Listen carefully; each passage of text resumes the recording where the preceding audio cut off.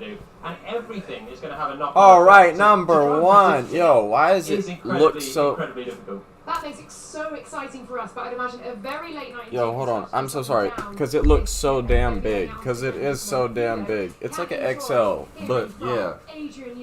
This is the Monaco Grand Prix. Yo, again, I am... Daisy! Daisy, no! What are you doing?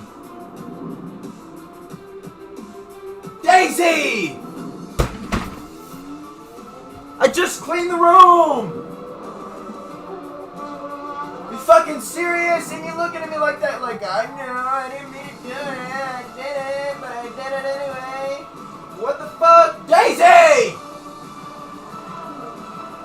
Yo!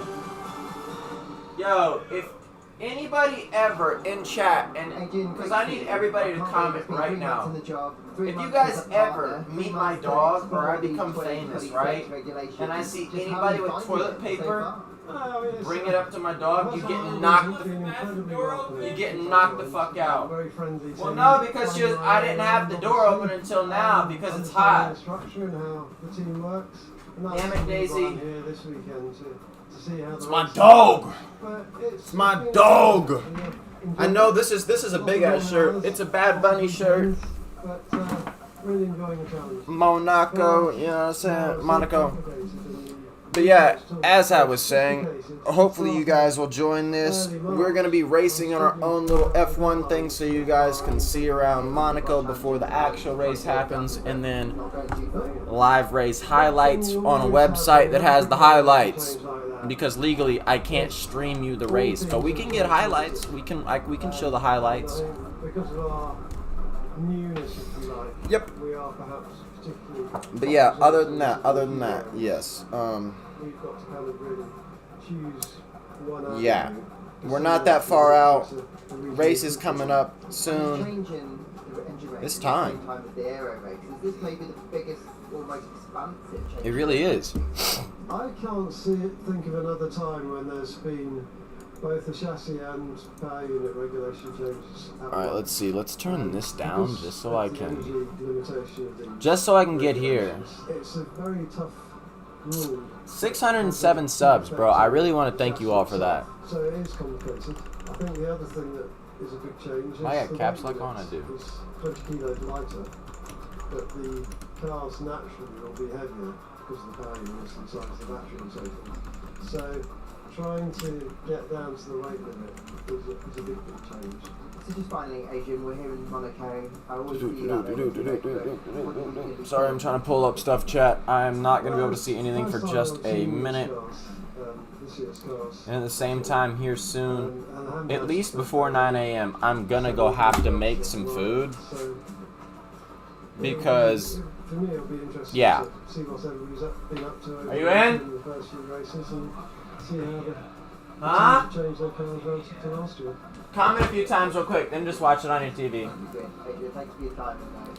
Alright, yeah, but I will eventually have to, like, I don't want to say leave, but and we've headed out onto the I am. I'm just seeing if Adrian knew he is around with I'm gonna have to leave because I gotta cook food for this shit. Here, dude, there are so many boats. I mean, number one, yachts, but there's like shit tons of little boats everywhere.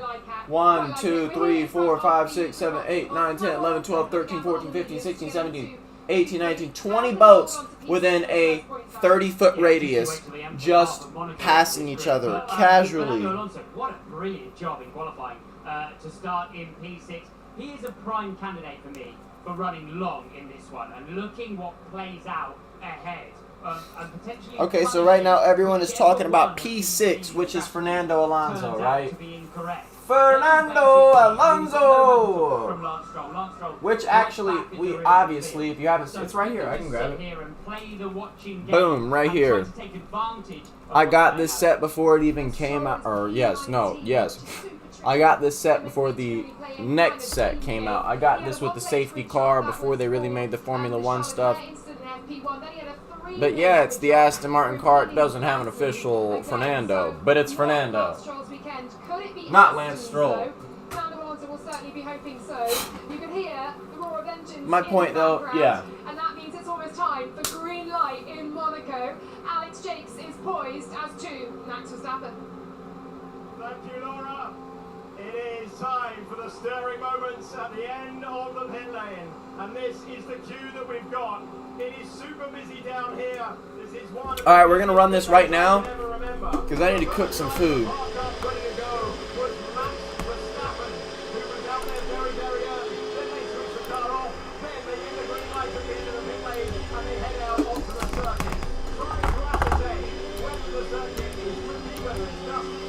Ferrari on Ferrari right now. McLaren on McLaren and Red Bull on Red Bull. I accidentally tapped Sainz. Hopefully I'm not going to get a collision warning for that.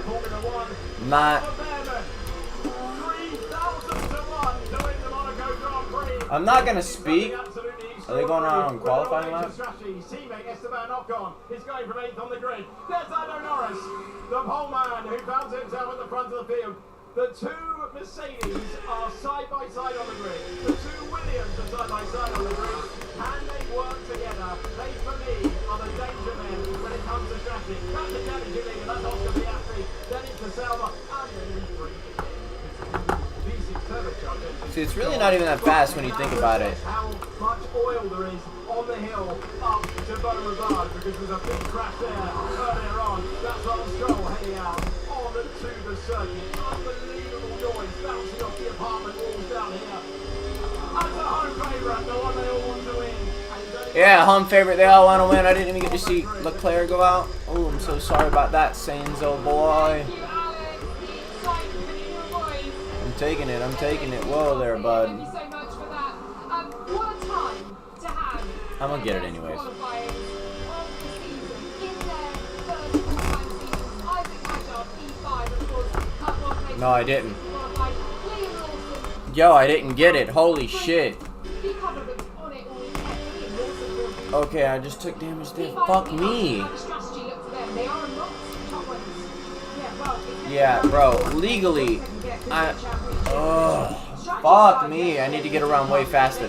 Legally, I'm not allowed to stream the Grand Prix, and I'm not about to take any chance with streaming the Grand Prix with the fucking sponsors that are in that shit. We cut corners. We got a warning for it. We still got first. Can Leclerc right now receive a warning just like that for corner cutting, yet get past Lando and win the race? If he can, it's going to be an amazing fucking race. Obviously, I'm going for full Ferrari. No questions asked. I'm in a Ferrari right now. I'm in Leclerc's car. It's his home race. It's Monaco. It's time. It's 8 a.m. in the morning. 8:23. This is like one of the earliest streams I've done, yet it feels like I've been up forever, and I have. I couldn't sleep last night. That's how excited I've been for this race, to cook and do my shit for it, to watch it. I'm gonna have it on 3 different screens. Ooh, I'm not gonna have it on 3 different screens. I'm gonna only have it on 2 if I live stream. You know what, chat? We might even end the live stream. I don't know. I don't care. But this will just be. This could just be the pre-Monaco race stream.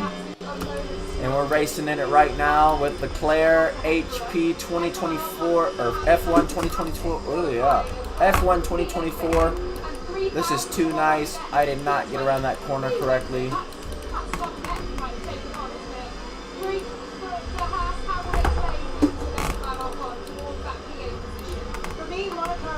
Yo, I'm already fucked up. I'm not gonna lie.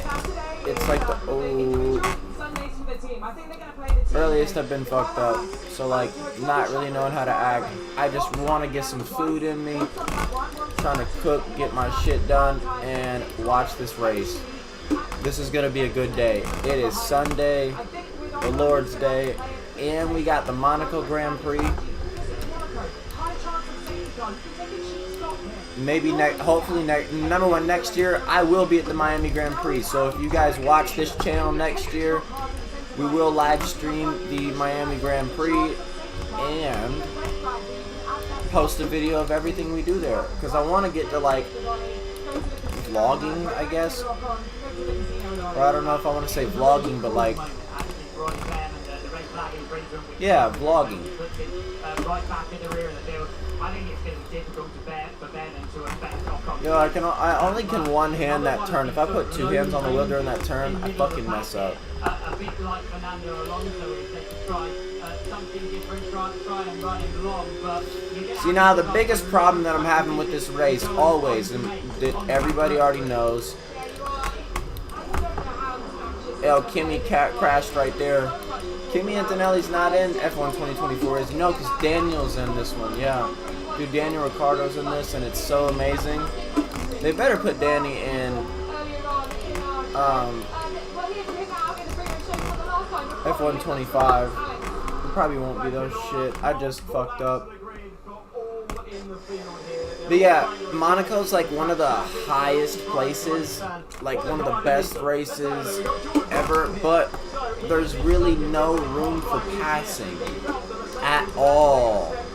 I make some dumbass plays because I'm on a game. They're dealing with a $20 million car. They're not about to just do that, you know? We can see car 31 making his way back onto the grid. No, exactly. Norris just put in the fastest lap so far, and he did it. He did it yesterday. I think he took the lap record. Holy shit! I don't want to say full lap record, but he might have.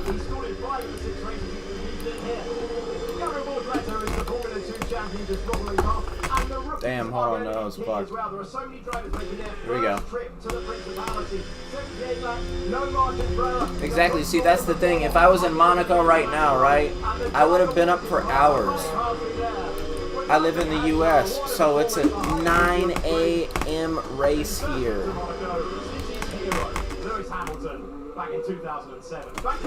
9 a.m. race here. It's only not even 8:30. Fuck me.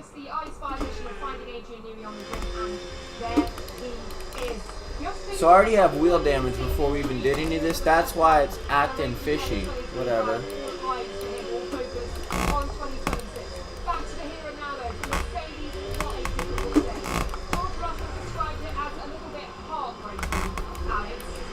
Yeah, bro, George Russell just breaking down in that tunnel, bro. Was fucked up. It was. And they know just how difficult that it's going to be to try to move through a wall of Formula 1 cars ahead of them. The only benefit they have at the moment is that they've got two cars together. So they can, you know, in this race we're talking so much about one car. Yo, I saw Max's head cam going through that turn, and he stays in 5th. So I feel like I am doing something wrong, but I need to figure out how and what. But to be launched up to the rear of the points and then play a strategy like that might give them an opportunity to snatch a few points away that any meaningful result like Russell would have dreamed of when he moved into this weekend. Yo, so I just put him fastest lap instead of Lando. What the fuck?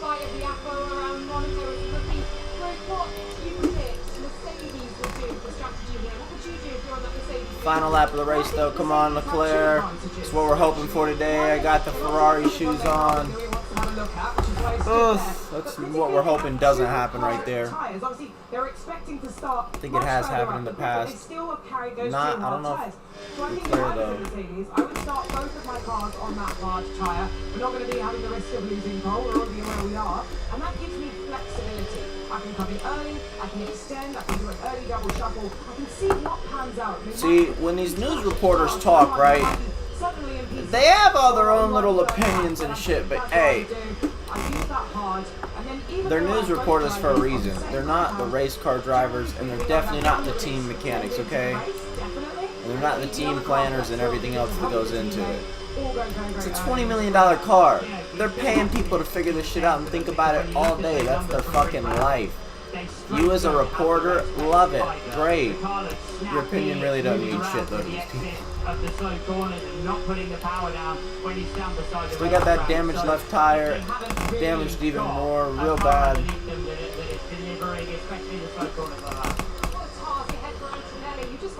Trying to buy a race distance around here, and now he's got this strategically masterclass to sort of act in his own head through this race. They've got a Sauber ahead, they've got Right there is what we're hoping happens today. right now, I'm telling you, bro, go check out the channel. Everything is on there right now. Will Charles Leclerc win in Monaco? Go check out the video. It's literally the hot lap that I put in, and yeah. They're in a very similar position. They Let's have go. both drivers next to each other. One, Albon just making it through to Q3, Sainz just behind. So perhaps a little bit of a team game from Williams, and maybe they'll have a bit better car through the race. We'll see. They've had good race pace and they thought they'd go better here than they did, but just certainly on the car of Carlos Sainz, unable to get that soft tyre, that loose compounded cheese. Alright, I'm finna go make some food. Let's get to it. Let's take a closer look at this track through a slightly different perspective than you will see through the race afternoon, and that is in the hands of Valtteri Bottas alongside Alex Chase.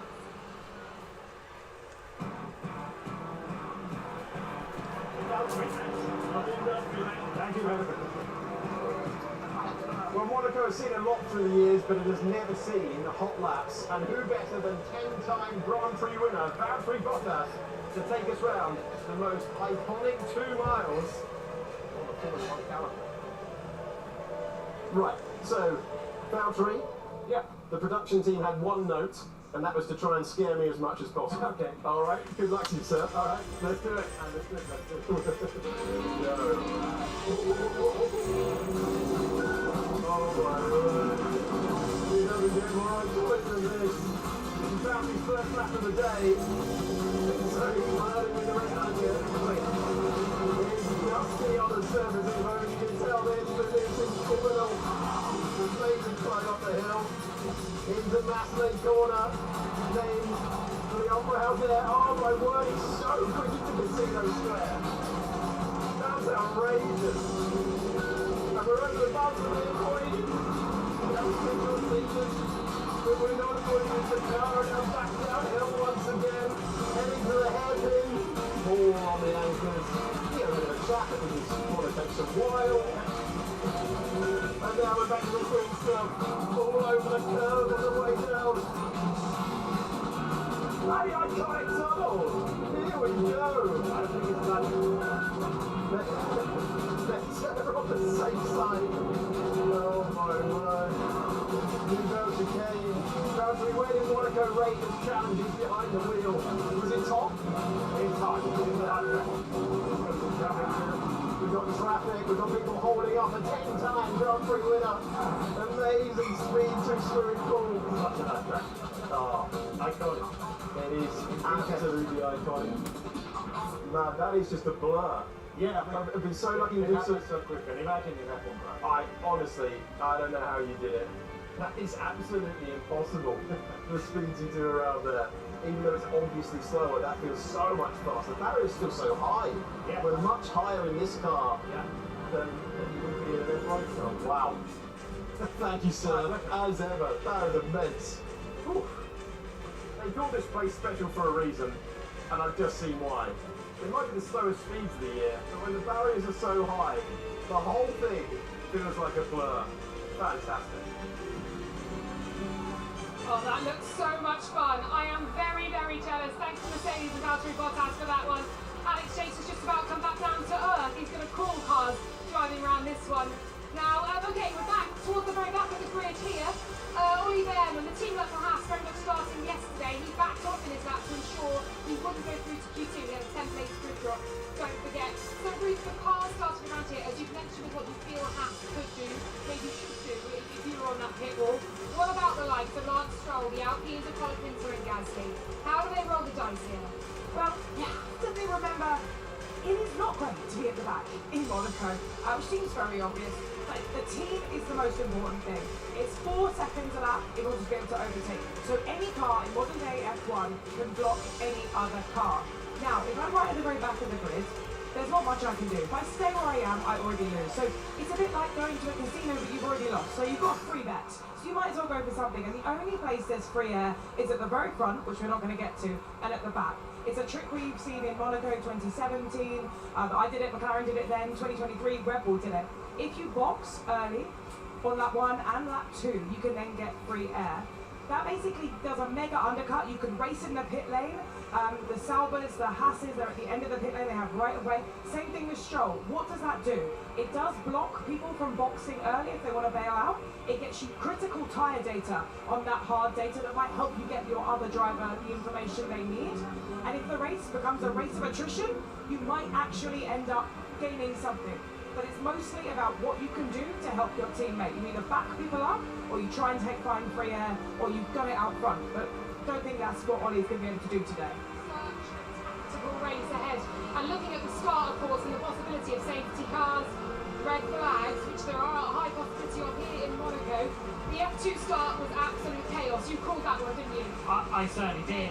If you do have an incident at the front of the field here, it's almost a guaranteed red flag in standard bar, because the rest of the field will come through and be unable to avoid the incident. The best possible place to be is on the inside if you can be there. Then it gives you more options. You can take the corner, you can charge over towards the pit lane on the right-hand side. We've seen incidents in the Media Series races and in the support races throughout the weekend. But there were a couple of drivers who played it absolutely right, and those drivers kept themselves out of trouble by giving themselves all of the options down towards turn one and darting to the inside underneath the comeback. Well, go on then, quickly. How do you see it playing out between, let's say that they are both on mediums, both with that same grip, Charles Leclerc versus Lando Norris? For me, I think McLaren desperately tried to take the 1-2 down towards turn one. Leclerc, if he can get around the outside, he will, but I think he'll slot into second. It's going to be all about if Piastri can notice around the inside of the Ferrari. And don't forget Max Verstappen, who of course is up there, P4 as well. He's speaking to Lawrence Brett. Penalty. How are you feeling about things today? Because there's so many possibilities in Monaco. I know it's the same old thing, but you feeling good about today? Well, it doesn't really matter about feeling good. You just need to lock in probably a little bit. You know that you can't really pass on the track. So yeah, with this two-stop strategy that everyone has to follow, it is a bit harder to predict what is going to happen. I mean, it was already hard enough, I think, to predict one stop. Two-stop probably, yeah. Some people will lock in, some will get it wrong, and that makes it very difficult. I guess when you're starting P4 though, it's probably better to have some opportunities rather than you probably want nothing to happen if you're P1, right? Yeah, I was a bit less nervous, you know, when you start P4 than P1 with this two-stop strategy ahead, yeah. Well, best luck to them. Well, here we go. It's time for a great walk on this magnificent Monaco Grand Prix track. Over to you, Jodie and Palmer. So here we go then for the start of the Monaco Grand Prix. We're down here on the grid, and strategy is being the big talking point, quite rightly, because it is going to be a massive factor for the winner later on. But let's bring it back to the driving as well. This is as straight as the Monaco Grand Prix gets, the circuit here. It's 78 laps, and there is no rest at all for the drivers. And remember, there are plenty doing this for the first time, including Ollie Behrman here, starting from the back. The guys I've mentioned already, very unlucky with, unlucky, a mistake on Friday, but it's cost him 10th place on the grid. Overtook under the red flag conditions in practice. Should have backed off. He will learn for next time. On the inside here is Lance Stroll, another driver with a grid penalty. And Lance here with Lawrence Stroll just in front of the car, having photos with friends and family, embracing the Monaco Grand Prix, as everyone should. It's a special affair, but Lance also had 4 place grid penalties and a bad qualifying to go with it. A tough weekend for Franco Colapinto. Just his second weekend with the team, and Franco's just struggled for pace a little bit in the Alpine, as have the team generally, and that is why, across from Franco, we have Pierre Gasly, who's had great form here in the past. He's been quick. Alpine have had some pace here as well, including last year when their two drivers came together on the first lap. They start together again, but from a long way back, so they're going to have to produce some magic on the strategy to try and move forward. More rookies towards the back, understandably. We've got Gabriel Bortoletto, 16th, but actually not that far away in qualifying. He was almost in Q2. He wasn't far off the top spot. That's how close the field is. And Bortoletto with plenty of work to do around a circuit like this, but he's got to try and survive the Monaco Grand Prix and hope the race comes to him. The Mercedes, the big underperformers in this weekend, and there's a lot of work going on actually on Kimi Antonelli's car here, who had the crash in qualifying. You see, The cake tins are off on the front left. They're looking down at the front end of that. So I wonder if Antonelli's reported a brake issue on the way around to the grid. We'll keep an eye on that, but that's quite a lot of work going on for Kimi Antonelli, which will be a big shame for Mercedes. They're obviously on the back foot. George Russell starts here as well. But if they can keep their two drivers together, then hello, Valtteri. How are we doing, Valtteri? You looking forward to this one? Yeah, for Mercedes, obviously a lot of work to do here, but with the two cars starting together, can there be something to do? Yeah, I mean, a lot of work to do, but like I said, we have two cars doing the work together as a team, and I think that's what we have to do in this position. So, yeah, especially with the two pit stop thing, I think we've been looking good. And pressure off this time. Normally as a driver, of course, you're so focused, but sit back and relax and enjoy the show. Yeah, it's different feeling, but I'm trying to enjoy it. Alright, that's right, that's enough of it. So, moving forward then, Mercedes tough start and reliability concerns for Antonelli. But we have Nico Hulkenberg here in 13th. Decent day for Sauber, a little bit disappointed he's not actually starting inside the top 10. But he's got a good car, and if strategy comes towards him, maybe he can get something back on the board for Sauber. Yuki Tsunoda under a bit of pressure in the Red Bulls, not coming to him. The team have said that they're going to give him the season, and I'm sure they will. But he could have so done with a top 10 start, and you can sense that from his infiltration yesterday. He had pace in practice, as he so often does, but couldn't use it. I'm very interested in these two Williams here. Carlos Sainz, disappointed in qualifying, couldn't get the soft tyres to work at the crunch time, and that is why he's down there in 11th place. But, like Mercedes, starts alongside his teammate. So the two Williams here in 10th and 11th, I wonder if there's a bit of strategy that they can use to drop the second car back and give the first car one or possibly even two free pit stops. It would completely sacrifice one driver, but it could be a way to get the other driver very high up in the order at the end of the Grand Prix. Racing Bulls, what a day they had yesterday. Liam Lawson, best start for the season for him. Up in Q3, enjoying it this weekend in a car that is very good in the low-speed corners. He's 9th. Esteban Ocon, another car that's been good in the low-speed corners, starts 8th for Haas. And he'll be hoping to try and achieve something, but he hasn't got a teammate anywhere near. Remember, Ollie Behrman starts from the back. So Ocon's going to have to go it alone and hope that he gets the right windows at the right time to get those pit stops in. Remember, it has to be 2 of them today. Lewis Hamilton, 7th on the grid, really disappointing for Lewis because he had the pace in the Ferrari, qualified 4th, but the 3-place grid penalty is really going to cost him here. As he starts a little bit further adrift behind another world champion, Fernando Alonso. Absolutely brilliant. Error, we have an error. Position now, gains that place, of course, with Hamilton getting the penalty. Said he couldn't do more up to Q2 and then did more in Q3. It was fantastic from Alonso. So, can he get some points on the board for 2025? Surely this is the time and what a place to do it. We're up to the top 5, where we find Isaac Hadjar. Absolutely superb effort. I've already mentioned Liam Lawson, but Hadjar went beyond his teammate again and has a really decent shot and scoring some big points. As we come up towards the top 4, laser focus going on with the Racing Bulls, the whole team looking like this could be a big day for them to score some good points. Right, 4th place, Max Verstappen here, and it's been a bit disappointing for Max not to be up in the top 3, but you said it wasn't the pace in the car. Still, they find the low-speed performance isn't where they want it to be. The curve riding isn't absolutely fantastic either. So Max with a little bit of work to do as we look towards the top 3. Christian, really quick word with Max starting 4th. Is there anything you can do? You've got Yuki further back. Is there a bit of strategy coming here? Well, look, it's Monaco. I mean, anything can happen. Safety cars.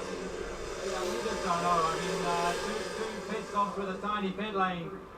It's going to be exciting, whatever. So if we could sneak a place on the podium from here, I'd take that right now. Okay, great. Good luck, Christian. Anything can happen if they can sneak a place on the podium. That is good. They're going to have to beat Oscar Piastri in 3rd. Charles Leclerc in 2nd. We're not going to get down there because it is absolutely heaving at this point. But it's 140 metres to run to the first corner. No one has taken the lead from 2nd since 2002 when it was David Coulthard. Can Charles Leclerc do it, or will Lando Norris hang on? It's time. So that's what I don't understand. No one's taking the lead from anywhere like that in any of this since whatever year they said. Appreciate it. Since whatever year they said. But here they're doing the national anthem, boys. I think the drivers are lining up.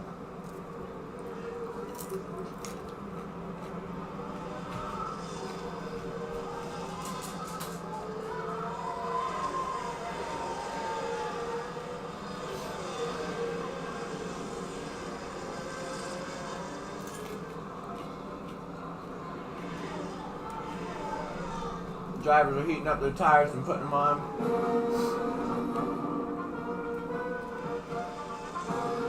Louis Vuitton trophy.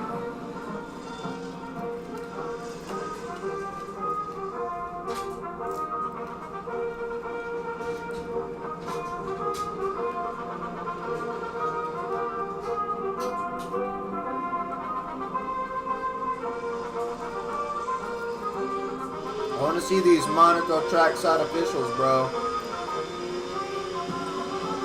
Best looking firefighter masks ever. Fernando!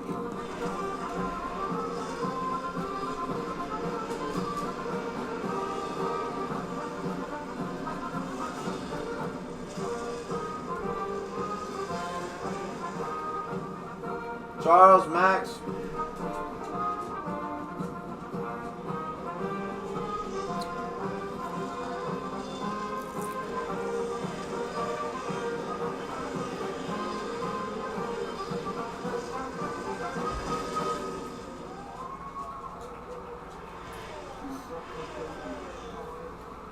Lewis automatically walking off.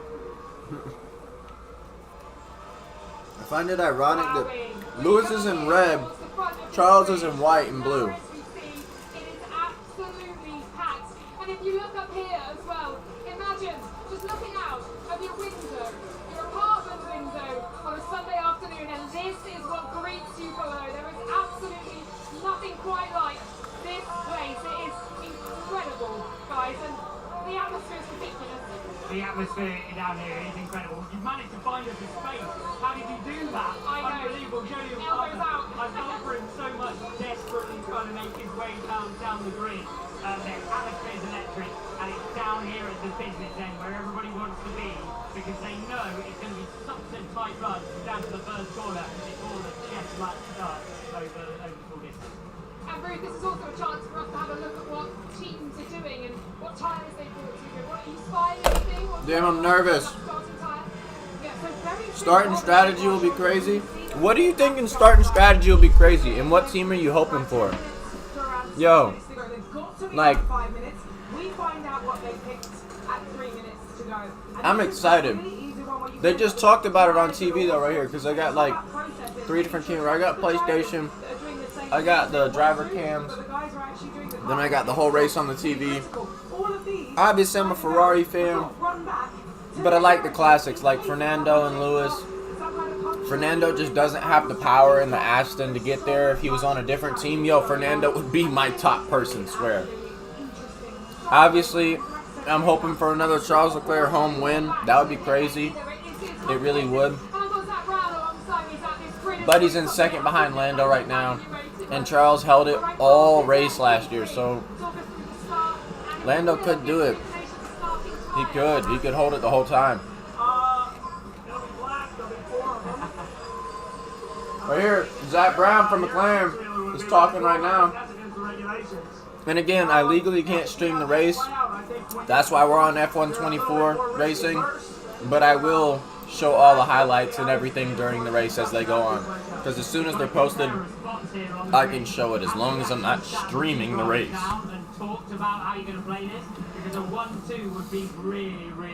Two pit stop strategy the whole time.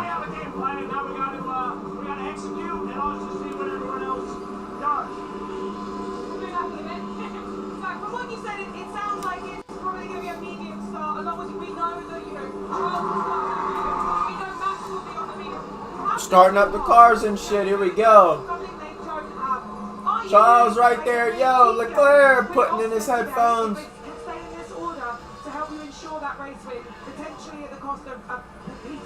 Yeah, we want to win today, and having 2 cars up. Lewis Hamilton taking off his vest, getting ready, yo, they're all getting ready right now to get in the car. A good situation on tires, so we'll see. people feeling about this? Because the Pirelli strategy guy just said, look, Dude, I am nervous. Alright, let's go ahead and hit another race. but that's the beauty of what we've got to do. So, what's their mindset? What's the approach? Yeah, no, we're ready. Let's run through it as Red Bull this time. No, let's run through it as McLaren, because Lando's in first, so. First might create a bit of a chain reaction. I think there's a variety of different strategies that can be deployed. And then of course, Just for the people, because you know what I'm saying? I am not biased like that. There is so much Hey, but if someone's got to win. let's hear that from Oscar Piastri starting teaser. Piastri, we gotta go with him. Oscar, great starting spot. They're talking to Oscar now as soon as we select them. Lost, but there's so many opportunities in this race. What can you do? Let's wait and see. I think, yeah, try and keep myself in the race where I can. Strategy is going to be a very important thing today, and I just need to try and do my bit and be fast when I need to be fast. So let's see what happens. Be fast. That's pretty much the best strategy you can have. But maybe not so around Monaco, because there is obviously a way to back up traffic, to play the team game with the hearing. Yeah, the qualification was there. Be fast when I need to. Yo, there are so many yachts and everything at Monaco right now. It's going to be, whichever way you cut it, with the amount of cars that are going to be thrown in the cars, a quicker rate of race. And when you look at the pace in qualifying, actually it's only the two McLaren and Charles Leclerc before you have a gulf of around 5/10 of a second back to Max Verstappen. So we could see a Monaco Grand Prix at least at the front as they try to Yeah, dude, race start, less than 10 minutes. I'm ready. A quicker pace, pushing around here. I'm ready. There is just so many cars to play. Okay, let's hear though from George Russell. We're so used to seeing him up here, but down at P14 today. George, always so hard to see it down here. How are you feeling about today's race? P14, ordinarily in Monaco, I'd be worried for you, but there's all sorts of opportunities out there today, isn't it? Yeah, I think it's the first year of this system. Nobody really knows what's going to happen, but we've got to be honest. Some people are going to roll the dice and go probably on that one. Some people are going to go long. We're going to have to wait and see what the people around us do and try and do something different. I've enjoyed when you've always tried something different in races and it's almost worked out. From P14, it's got to be worth a go, right? I mean, we'll do our best, but as I said, everybody's in the same boat. So we want to do something different. The guy in front of us wants to do something different. And ultimately, we'll end up doing the same as half the people. So, as I said, there's only so much you can do, but we're not losing hope. So that today, George, best of luck. Mercedes still have hope. And that says a lot.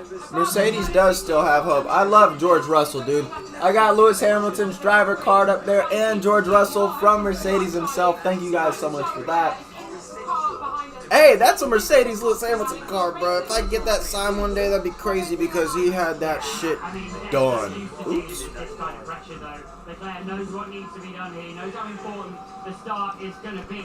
But actually, it's that hope that he'll be relying on. The fact that maybe with the change to the way that this race is going to play out strategically, these two McLaren might make an error and give them the opportunity. He's got an option at the start, although Jolyon Palmer on the grid. Hold on, y'all. Let me take this some Talk us through the chances of that. But Nah, he's take it just right got to here, play the game of hoping that these two McLarens can't work together against it. Okay, prediction time. On the Monaco Grand Prix, that for one seems quite difficult to predict, Reed. It's Lando's race to lose. Watch now, F1 race. Yep, it's going live. Oscar, I think he'll be biding his time. Even if he's in P2, that doesn't Right, we're on the we're on the official F1 race. I think it's going to be two off the line. We'll see about hitting it.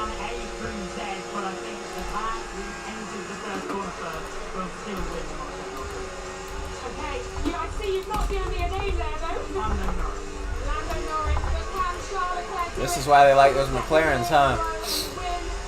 They are nice. Holy shit. Oops. Didn't mean to do all that. Come on now. Brilliant win. And we've got so many permutations of how this Monaco Grand Prix will play out this afternoon on the streets of Monte Carlo. Race day in Monaco. There's just like no real overtaking spots in Monaco. That's why I'm so That's why I'm so nervous for Leclerc, bro. I'm so nervous for Leclerc. Yo, Luca or Loca, you didn't even respond to the other question, bro. I'm pissed off at you now. What start strategy? What team you rooting for? What are we thinking for Monaco? Who's gonna win? Is it gonna be Lando? Because Leclerc held it out all last year.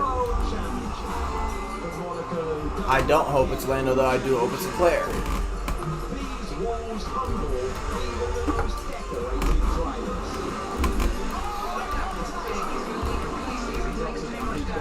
My bad, I'm not even paying attention.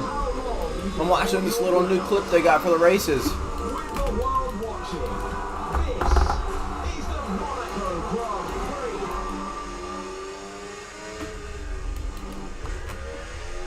Prix. Bruh.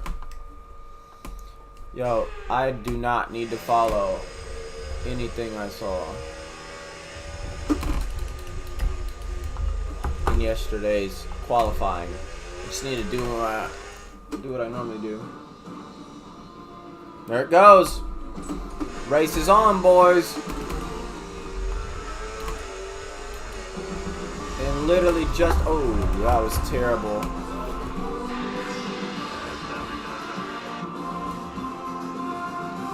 We're showing all the drivers right now, and we're about to head on to it. Yo.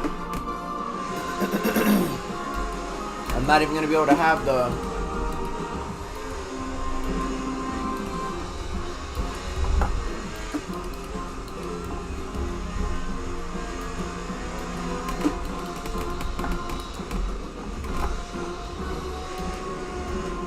I'm not even going to be able to have the stream up. I might keep my racing stuff on. Welcome to a venue all in motorsport aspire to reach. The first running of this Monaco Grand Prix was in 1929, and today, with the 20 drivers on the grid, the walls are close, the challenge is relentless, and the game has changed. With 2 stops required in the rules for the first time, this is the most uncertain Monaco Grand Prix in years. Good afternoon, and welcome to the most famous streets in motor racing. Lando Norris is on pole, one of the reputations in sport. It's 2 miles, 3.3 kilometers. Every corner has a name. So many motor racing memories. And we're about to face a journey into the unknown. These 2 of these 3 compounds, you have to make 2 trips to the pit lane. That hasn't been the case around here since 2009. For the race win. It's round 8. This is the Monaco Grand Prix, and what a day for motor I keep fucking up on that turn. Hold on. Sunshine. Let's take you from the back to the front. The round 8 to the Formula 1 World Championship. It's Ollie Bearman with a 10-place penalty for overtaking under a red flag. Long stroke, couple of penalties. Collision with Charles Leclerc with 1 place, with 3 for the qualifier. Colin Pinto is next to Gasly. Alright, they're literally showing everything right now. I am gonna have to back up out of this in just a minute. But it's George Russell, crucially, Linus still his teammate on the grid, after having a technical failure to pick out of the second part of qualifying. Heat 13 for Hulkenberg, Peter up for Yuki Tsunoda, and Carlos Sainz, who has been so strong in recent races, did not make the top 10 shootout. His teammate is directly ahead of him. That's Alex Albon, Liam Lawson into the top 10 for the first time this year. Strong qualifying for both racing balls. Yo, Sainz leaving Ferrari. Yo, I am... It's Alonso in 6th. Isaac Hadjar, P5 on the grid for Monaco in your rookie season. Fantastic for him. Verstappen is 4th. Piastri has always been in that top 4 in F1 qualifying this year. Charles Leclerc, first time he's been on the front row and not on pole for his home Grand Prix. And his first ever Monaco Grand Prix pole for Lando Norris, who will be hoping to keep the stat intact that no one has overtaken. Sorry, yo, I'm not paying attention. I'm literally like trying to side-eye and cross-eye this shit. Coulthard did so in 2002. DC, welcome to the broadcast. You're the last person to pin through and want to sound it off. I was always pretty handy when it came to starting races, and I focused a lot on that. For my inadequacies in qualifying. But I was convinced Queen okay, yo. could outlaunch. Yeah, flashback. Hold on. Outlunch one joy. He was a man who liked a burger, but I outlaunched him. All right, boys. Was able to, this is where I gotta draw the line. And yeah, what a day! What a dream scenario to win around the streets of Monaco. You're not going to do better than that one, Lida. Jeremy Palmer has been down there on the grid for us. It is incredibly intense down there, finally. Alright, boys, I gotta sit down on the bed because this shit's about to go down. Wonderful. And I am We're ready. here race. We're gonna watch take off I the mean, cars. everyone's talking about what is going to happen in this race. The two-stopper is going to throw things wide open. We're talking about threats from not only just the four on the front two rows, but anyone that pits early could come into the mix. If plenty of people further ahead pit early, someone that goes could come in the mix. Get the hell out of there. The threats could be from the drivers you least expect around this one. Would you have loved this? Because a lot will come from the cockpit. A lot of the races in Monaco, you sit back and you wait for the team to say, there's your window. This is going to involve, I think, a bit more driver influence. It really depends if you have, I think if you have teammates together, they have a chance to do something really clever, to back off and give gaps for free pit stops. It's all about clear air still. I think if you're at the front, you absolutely would not want this. You'd want a much more straightforward race than we've had the last couple of years. It is time. The clock will start and will strike 3. Green light on the gantry, and we leave. Alright, we're on the Lando formation Norris lap. leading the field on the formation lap for the first time in Monaco Grand Prix history. 11th pole position. He's on the medium. Leclerc is on the medium. Oscar Piastri is on the medium. The reigning world champion Max Verstappen on the hard. As 2 is required pit Alonso, stops. As is Hamilton. Lawson's gone for the soft. And a massive strategic variation throughout the field. I guess Verstappen's going to feel that it would be a very brave Hadjar that's going to get anywhere close to him at the first corner, given the ownership strategy, the ownership position of those two teams. But Bro, Chad, this is going to be good. Different strategies, and I'm not going to lie, gentlemen, I'm a little bit excited. That's pretty good. Two-time Monaco Is he? Grand Prix. We're excited about the race that we've got to come. Jody, what caught you right from the starting tyres for all 20 in the field? Well, I think the McLarens and Charles Leclerc have done the F1 the movie, look at that ad right there. I think it makes sense That digitally play shit. Rip at the start and Cool though. their track position. I like that Verstappen's gone for the hard. He's got a free hit, as you say, DC, with Hadjar next to him. Surely Hadjar's not going to dangle a nose and wipe out the reigning champ. The rest of it, those on the soft, they're surely going to be in the first few laps and get rid of it. But I'm surprised how high the soft tyres are. In fact, it's Yuki Tsunoda because our graphics just changed. And it says Liam Lawson's now on a medium, so keep an eye out for that. That would surprise me if he was on a soft and his lofty position. That would make more sense if Lawson. So the last was on previous medium wins tyre. were Leclerc, So for Lando Norris, Verstappen, he is seeking Sergio return to the Perez, top and then seven, Lewis going in Hamilton. to try and eat into his teammates' championship lead. The gap between them, 13 points. Max Verstappen is 22 points away from the championship lead as the formation lap crawls past our commentary box. Yeah, confirmed Lawson is on a medium as well, so it's just Tsunoda that is on the soft. You could do the magic on Saturdays, but if you can't get it off the line, all of that is undone. So pressure now on Lando Norris to deliver and not be the first driver for 23 years to lose a Monaco pole position into the first corner. Well, we have a fantastic vantage point from our commentary box across at the pit lane, so we'll be able to see whether the mechanics are suited and booted, helmets on for an early stop. I think Red Bull could be straight in with Tsunoda. Well, we're expecting early stops from those at the back. We're expecting a brilliant fight from those at the front. 8 metres separate Lando Norris from Charles Leclerc. It is a short run to turn 1. It's been over 2 decades since the driver in second pinged past for the lead. We got there. It is narrow, it is thrilling, it is a test the drivers love, and that's the best thing about the 2-stop. We get more of a spectacle. The Aston Martin safety car, oh my gosh. Want to win. That's Ollie Behrman. He's the last car into position. Lando Norris's friends and family look on. Here come the lights for the Monaco Grand Prix. 1. And We're out. Come on, Leclerc. Racing on the streets of Monaco. Good launch off the line for second place man Charles Leclerc. Close between Norris and Charles Leclerc. Piastri and Verstappen. Leclerc goes as well in the sand and but the positions have held as we climb the hill. Charles Leclerc all over the back of the McLaren. He's giving it everything, but he hasn't got the room. And Norris keeps the lead into Casino Square. Norris, Leclerc, Piastri, Verstappen, and Hadjar your top 5. And the question is, has that lockup, was it enough to give him a flat spot? That will give him an uncomfortable ride. And Verstappen, actually a little bit cautious. He was on the outside of Piastri, but then backed out of it. He's learned that Piastri will not give him space. Bortoletto going around the outside of Antonelli, and that is a move done for position there. Rookie on rookie, and the Mercedes moves backwards. Back inside again. Oh! Brilliant! And then he was in the barriers. Bortoletto going racing around the street. Bortoletto just crashed right off the bat. Yo, we gotta have the cams up here, baby. What we doing? I ain't paying for this shit for nothing, motherfucker. What? A safety car. We'll see who's scrambling out. And Red Bull scramble into the pit lane. McLaren are thinking about it, no movement at this time. They've got track position, remember. Only Red Bull pour into the pit lane that we can see. Bortoletto's moving again. Bortoletto's got it out of the barrier, and that is crucial because there was no crane at Portier corner. Sonoda did come into the pit, so he's going to do the lap 1 and lap 2 strategy. So is Gasly, and so is Behrman. So those that had miserable... Alright, we're going on driver cam of Leclerc. That's what we're about to do. So, I mean, you guys won't see it. You guys won't hear it. You might hear it. I don't know. There is surely a front wing at Portier or debris at Portier, given how hard... Come on, Leclerc! We've got exactly the spicy scenario that makes this such a strategic question.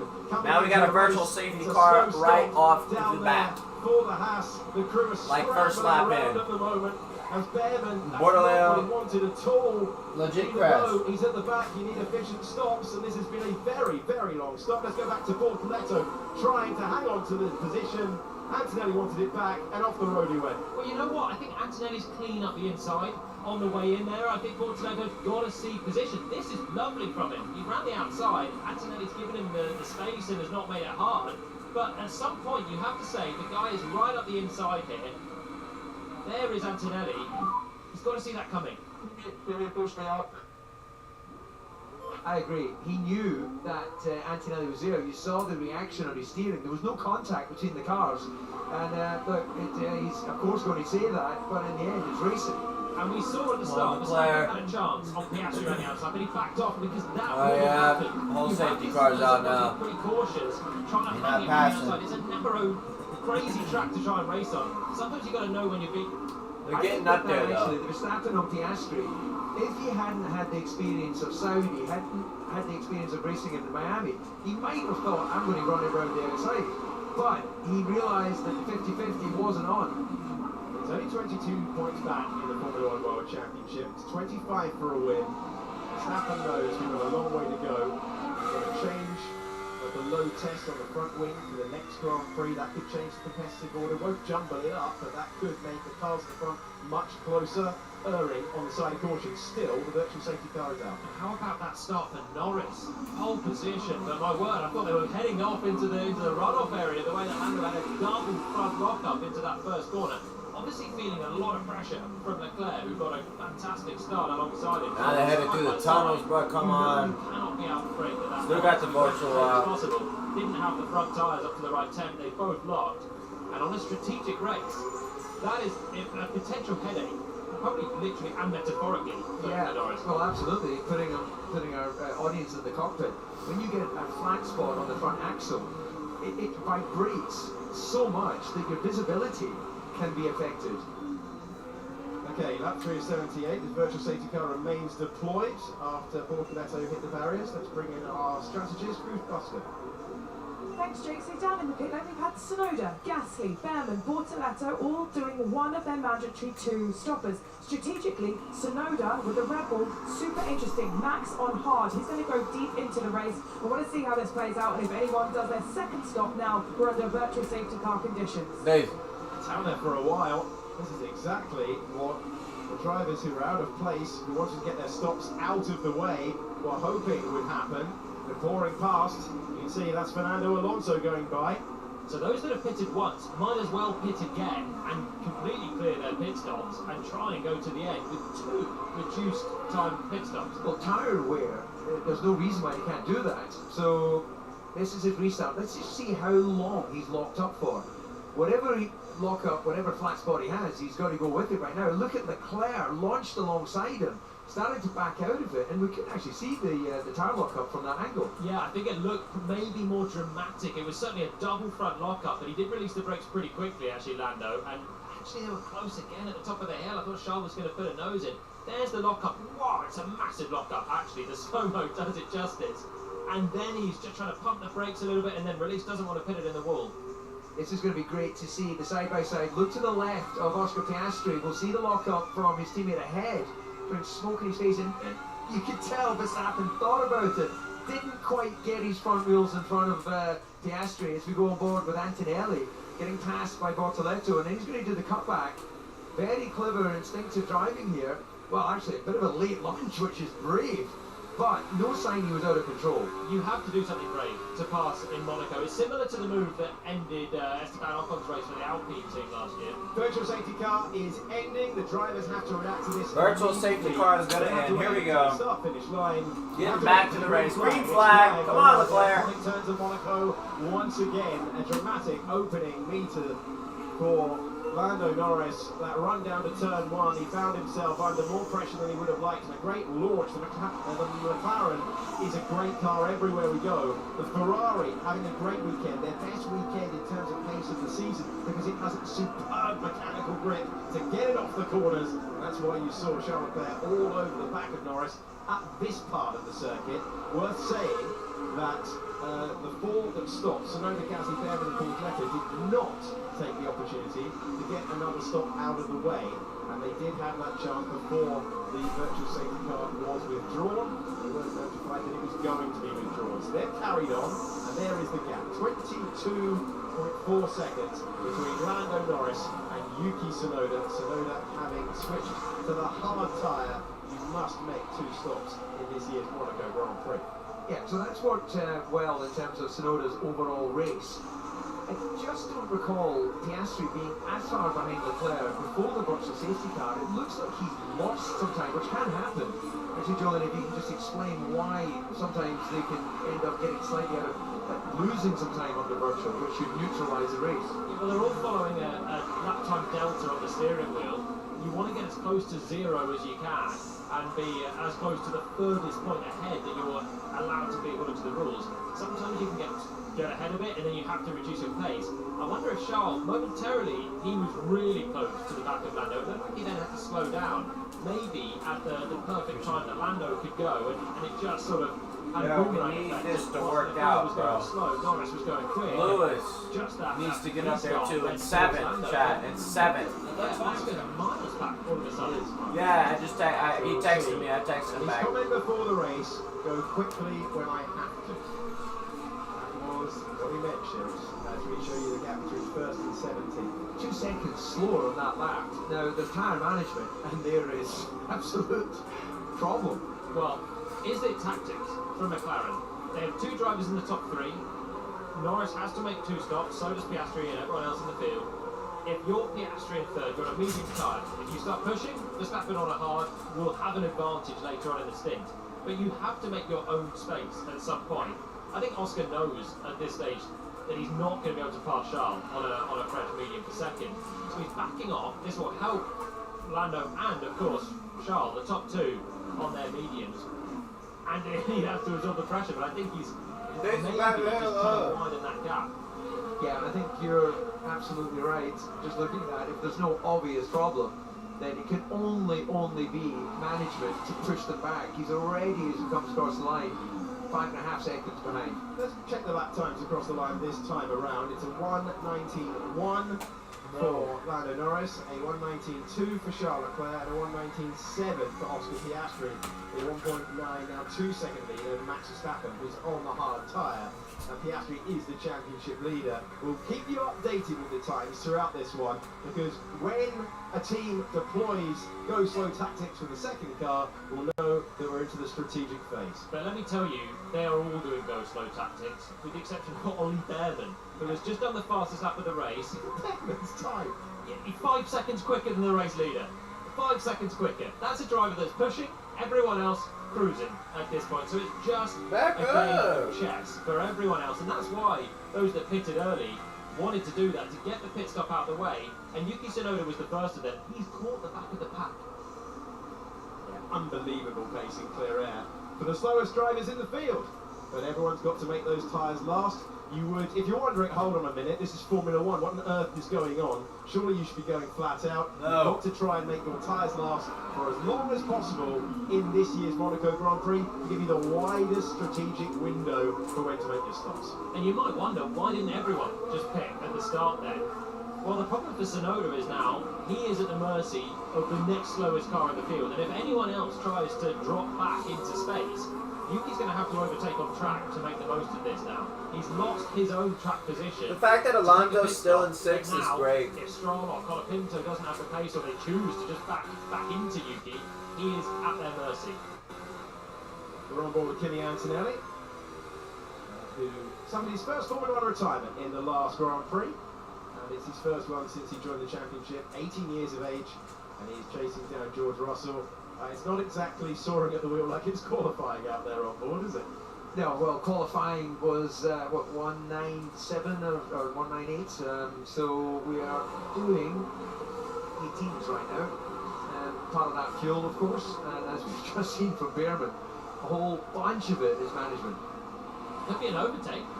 Hulkenberg forcing a little bit of defensive shape out of Carlos Sainz for 11th place. That is a good option. Gasly has got past Tsunoda, but has that brought out the yellow flag? We've got a yellow flag on lap 9 of 78 in the Monaco Grand Prix. We've got Hulkenberg all over the Williams. But what has happened to Gasly, who's tumbling down the order here? And that is why Gasly, who was going potentially Oh, wow. in very close combat with the other cars, has ripped a wheel off, and for only the second time in his Formula One career in the Principality, he will not score. He's trying to get it back, but he's out. No break. No break. You definitely don't want no brakes around Monaco. So we wait to see exactly how that manifested itself. As he, well, he's done a good job. I think race direction would have been a little bit uncomfortable if he was dropping a load of debris on the racetrack. We still might need a virtual safety car because there will be debris since the contact, but Gasly coming back to the pits and crucially not giving that second window. It's going to need some intervention there. That's the Nouvelle chicane. Yeah, there's got to be a safety car. That was close. Piastri's trying to go around it. We've got no intervention then. Race isn't neutralised at all. Piastri trying to avoid the debris, super slow off the Nouvelle chicane. There's Come on, Max! the racetrack. You would normally expect the race to be neutralised. All right, Max! But we still have waved yellows out there, green flag at the rest of the racetrack, and Verstappen nearly took advantage. Yeah, they've got to neutralise the race. Everyone's having to tiptoe around the exit of that chicane so as not to pick up a puncture. Verstappen was close again heading into turn 1. Well, there is a big gap behind Damn, Bortoleto Gasly! and then Norris, who's going into Casino Square. Bortoleto's just come out of the chicane now, so yeah, this is a perfect moment for the marshals to step over and recover that wing. But we're going to go on board and see what happened to Gasly in the dirty air of Tsunoda. Yeah, it's Yuki Tsunoda ahead. No brakes, no front left, race over. He's hit the brakes as he's gone over the crest and the bump, and then he's had a bit of a rear moment, and with the dirty air as well, he's gone into the back of Tsunoda. He's almost into the path of his teammate on the exit. Well, they did that last year. That would have been even more disastrous. The pit entry is closed for your information. This is on board with Yuki. There's got to be some damage to the rear of that Red Bull. This is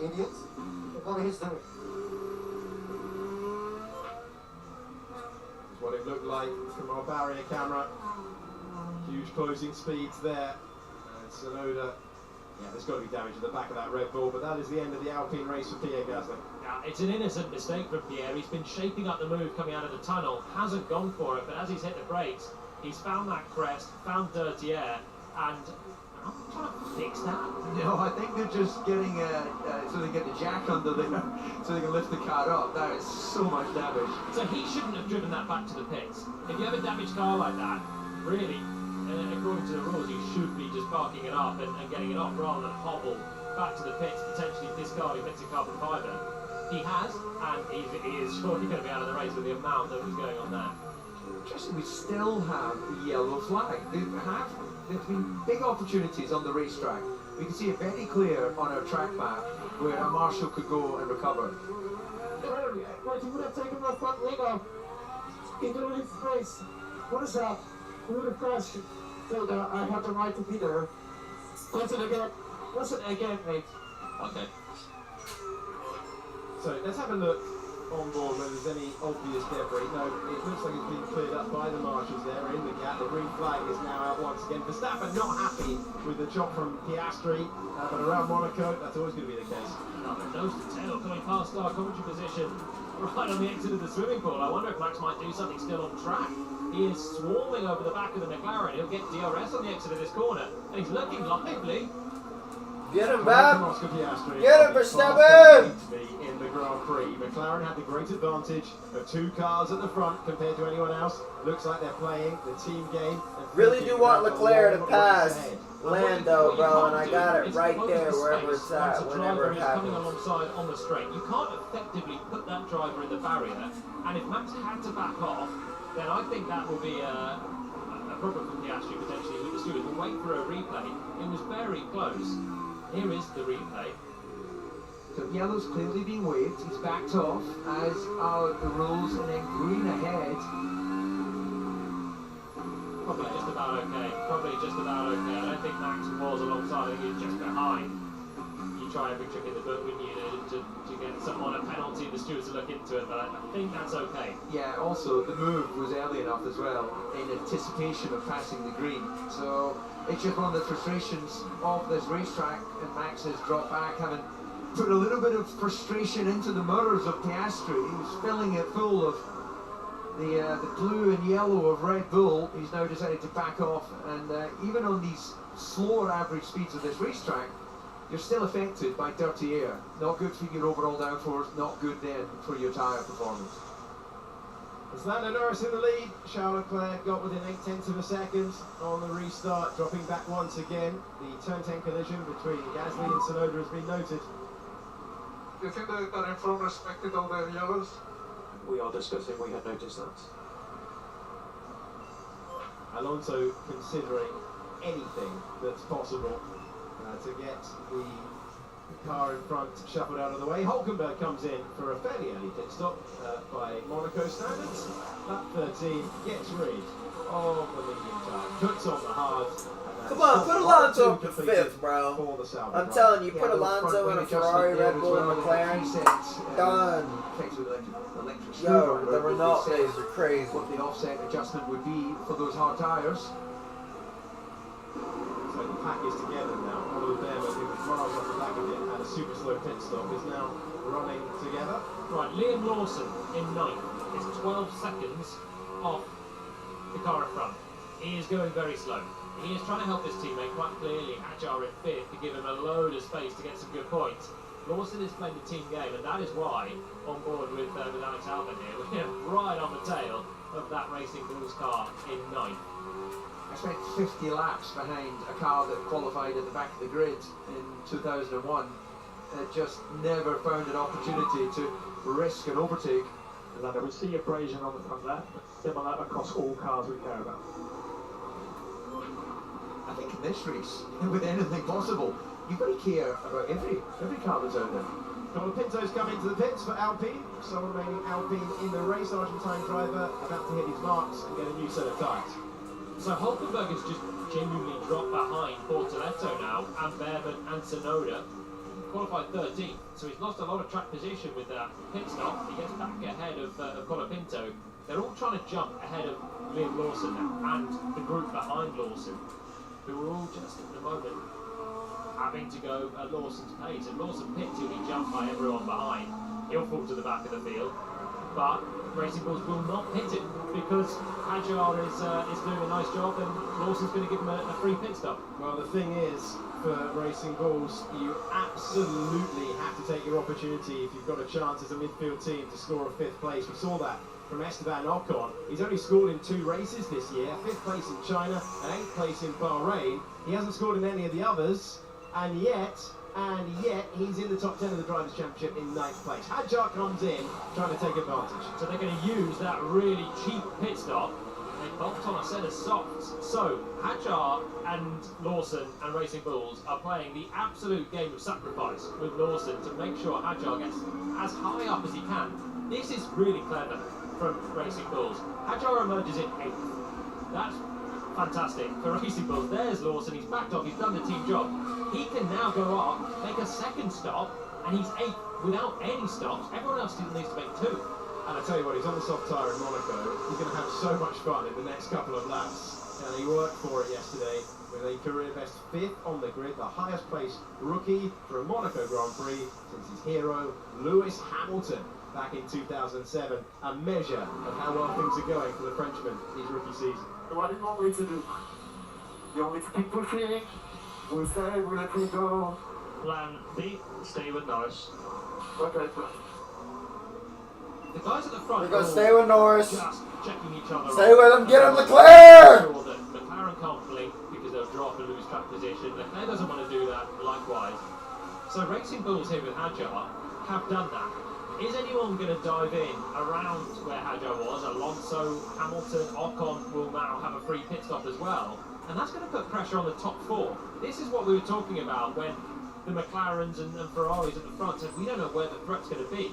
Right now the threat could be Hadjar. What a sentence that is. Let's check in with our strategist, Ruth Boscombe, for an update on how things are looking with the Racing Bulls. The Racing Bulls. Team Faenza, they've done that to me. They did 37 laps on a hypersoft, driving very, very slowly a few years ago to do the exact same team trick. I would now expect, although I think we're seeing it in real time, Hadjar's probably going to go about 5 seconds a lap faster than anybody else to rapidly close up that gap. And I believe they will try and do the exact same trick again so that Hadjar does his final stop onto a hard tyre. Great team tactics there. McLaren are doing a similar thing, but much less strong at the front with Oscar. It isn't easy to back up cars here. So we'll have to see how that goes. Okay, so this is basically a kick up the derriere for those at the front to say get on with it, because you now need to make up a big gap to get Hadjar more than 40 seconds away. Alonso's into the pits, immediately responding. Ocon's into the pits. Aston had to hold the car there as the Frenchman hits his marks. So Lawson's effectively a teammate for these guys today as well.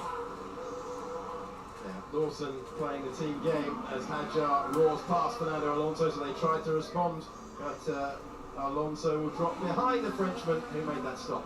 And now it's interesting at the front because they cannot now go slowly because all of these guys have made their pit stop. They'll just go up to the back of them. So now they need to make sure they're matching them for pace so that when they pit, they have the gap and they can stay ahead of Hadjar. What do you need from me? And fourth now, because it's our race. Yeah, exactly what you were saying there, Julian. We've got some clean air for Hamilton ahead up to Verstappen. The gap 6 seconds. So this is going to be interesting to see as Hamilton does a personal best. First sector, just matching really what we saw with Norris, Leclerc and Verstappen. So let's start seeing what those lap times are. Norris, 14 Championship-wise, it's Ferrari right now here. And McLaren, but Carlos Sainz, George Russell, Kimi Antonelli, basically everyone behind in the race, glued together. One retirement is Pierre Gasly so far. if Hamilton can push up past Piastri and Leclerc can somehow pass Norris, I'll shit myself. Getting close to the back of Sainz.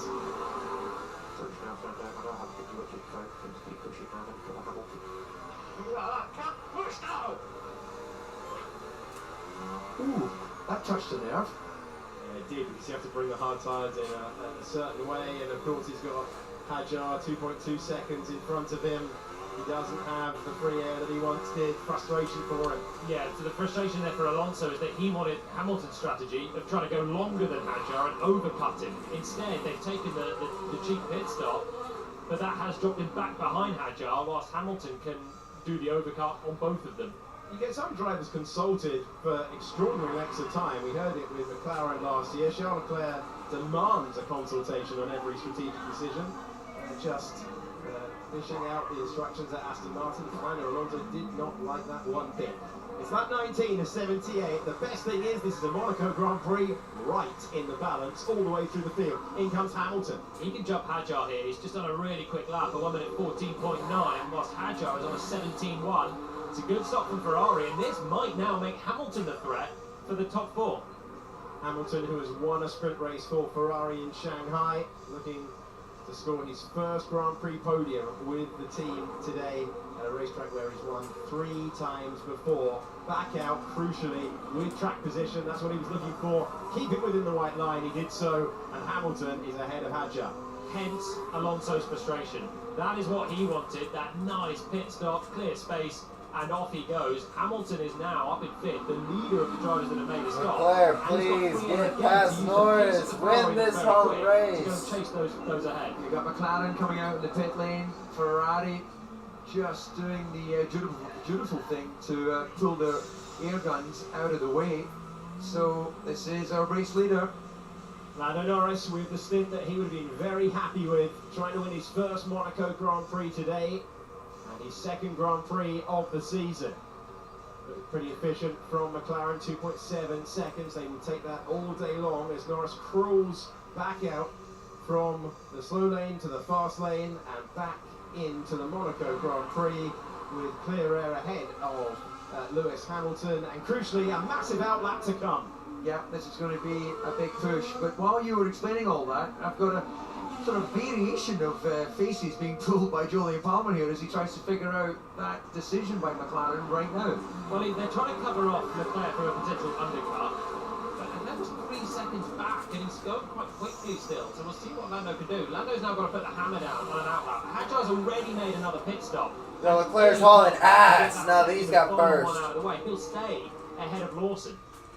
Hadjar having a pass. Not gonna box. The streets of Monaco at the moment. It could not have worked out better, but when you qualify 5th as a rookie, I'm watching firsthand and watching the race. It's a little delayed. Oh, my heart's pumping. Leclerc, let's get it. Yo, he's hauling ass. That so many were talking about. Right, it sucks to be Liam Lawson in this situation.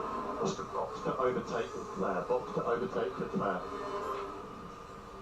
That was information to say push with everything you've got. And your in lap, it's a slow stop though. And being held, not what McLaren wanted, 3.8 is slow by Formula 1 standards. Through goes Lando Norris, and if they were trying to overtake Leclerc, that was not the stop they needed to achieve it. No, so now we can see what pace Leclerc has, and Verstappen. Piastri could be under pressure here from Max with that slow stop. Leclerc's just done his personal best lap of the race, and that's why I had all sorts of faces going on when Lando pitted. Good pace on the outlap, we're trying to undercut. McLaren are now desperate for Leclerc to pit. That's why they're trying to use Piastri to make Leclerc take a pit stop so he doesn't overcut Norris. McLaren, by pitting Lando out of the way, have unleashed Leclerc, and Charles can just hammer it now if he's got anything left in the tyres. Left rear. He had a couple of stabs at it. Yo, I need to hear Charles. Oh my gosh. I'm sorry, y'all. I need to hear Charles. That's a second, 1.7 seconds at least gone. Charles, talk to me. Talk to me. This is big. This is bad.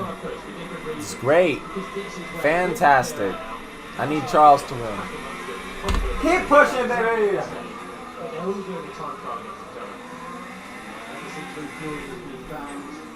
Difficulty of overtaking around here where you have to be at least 3.5 seconds faster per lap with the car in front. Now a viable opportunity to use the DRS to go into turn 1 or maybe right out of the tunnel to retail chicane. Compared to the wide car in front, it's made it a one-stop race. They introduced this new rule. They have plenty more to talk about. One retirement of Gasly hitting the back of Yuki Tsunoda. Sonoda coming in early for a stop and running the remainder of the race on the hard tyres. And the best team game so far played by Racing Bulls, who have managed to Hadjar. His 2 stops, he is complete in terms of his limits for the rest of the Grand Prix. And now a crucial moment for Charles Leclerc, trying to claim his second home win on the streets he grew up in.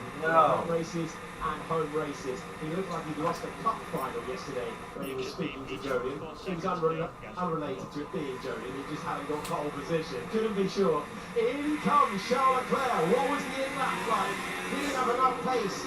Can McLaren achieve their objective of launching Piastri past him? Or is Leclerc with a 2-second stop and Ferrari has been the fastest on average in the pit lane all year long? Can Leclerc get there ahead of Norris? The answer's no for Norris. What about Piastri? And we're going to see Charles Leclerc emerge out, and the attempt to undercut the Ferrari has failed. It is as you were for the net race lead. Norris has track position over the home favourite. Good move for Ferrari. Charles was about to catch a couple of back markers there, he would have lost time, whilst Piastri was hammering in the fastest lap of the race, so they had to fit on that lap. The PIRX plan kind of worked to preserve the lead with Lando. So now we pass the baton of who's going to go quick, solely to Max out front. That's now the race for Norris, Leclerc and Piastri. Well, in terms of times, he's not really lining up the screen. 52 last time around in comparison to really shod Piastri on a 13.8. Maybe they're just hoping for something very different to happen again later in the race. Another safety car, virtual safety car. Safety car will bring Max into play with, certainly with Oscar, I thought.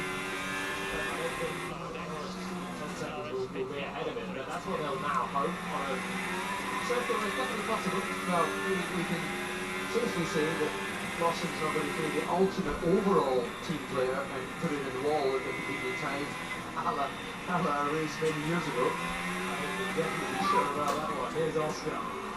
So now it's because I think we're very well. So the plan is keep the safety car gap on Hamilton and go with your plan. I think it worked actually almost perfectly for McLaren. So Verstappen is in first right now. What the Ferrari fuck? covering off in time with the race with Norris. They've got one of two pit stops in the Jeopardy today.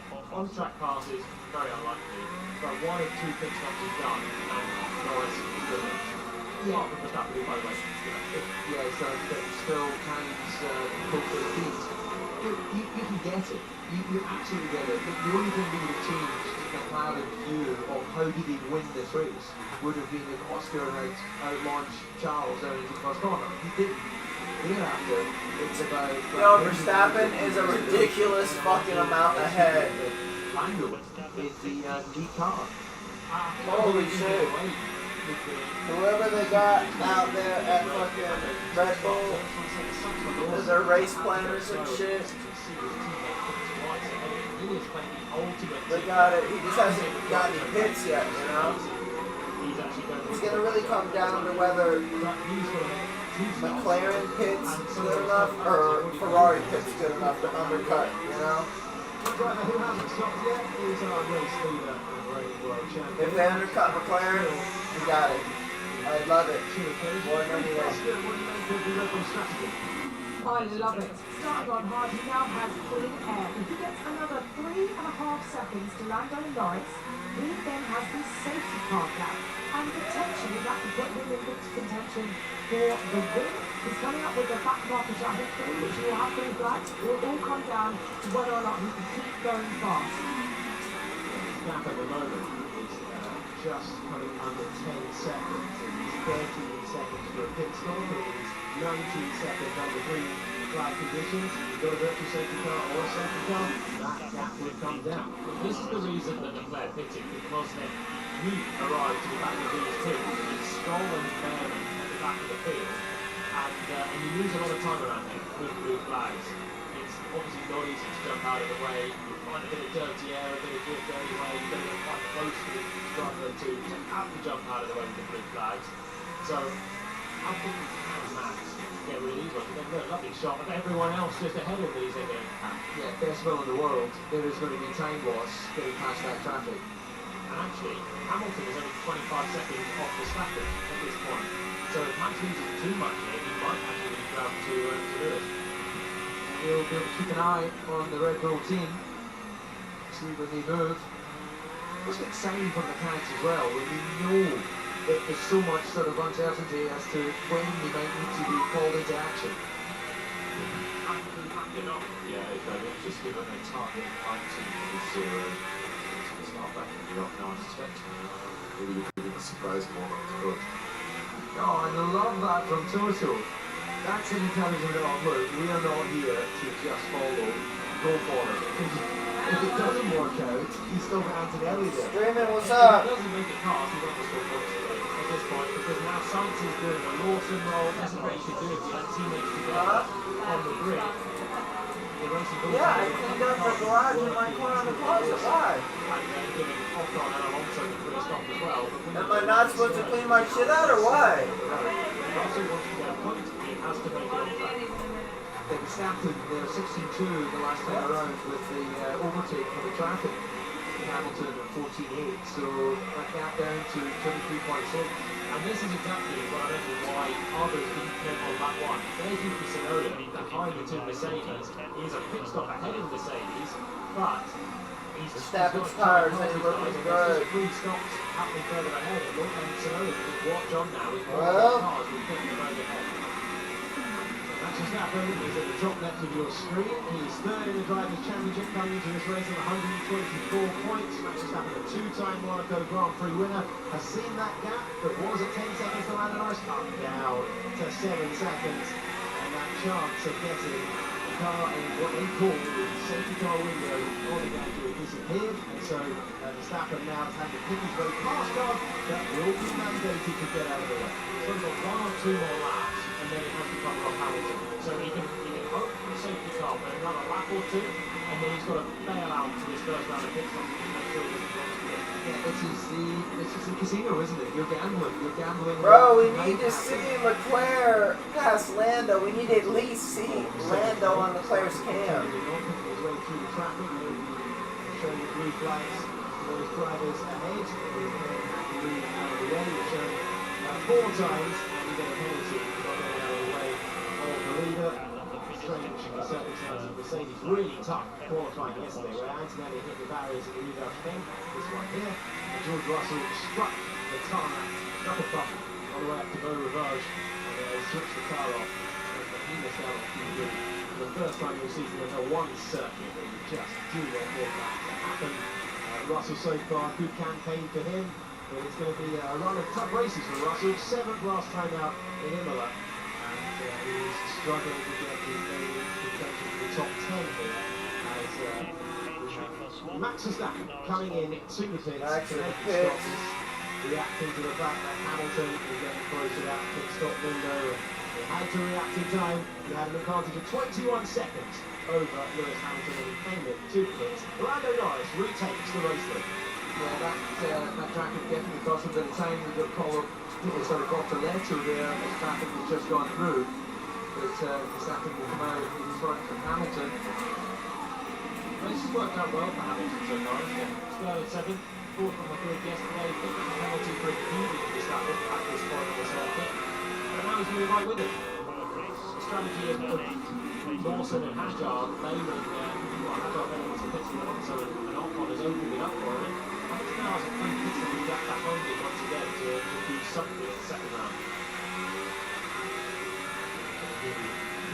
Have a look at all of them, and Cameron, who had that amazing pace, driving the car into a gap that, funny enough, closed in front of him. That's not strong, Oliver Bennett racing around the Raskas. Yeah, trying to take advantage of the lapping car.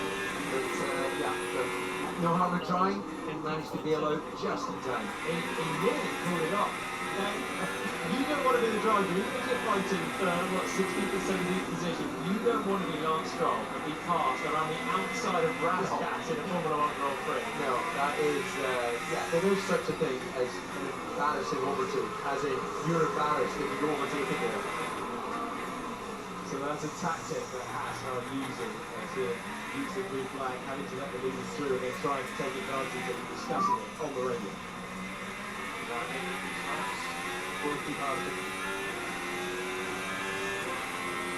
Lando Norris will be angry and he's been waiting on the phone. Wanted to speak to someone there.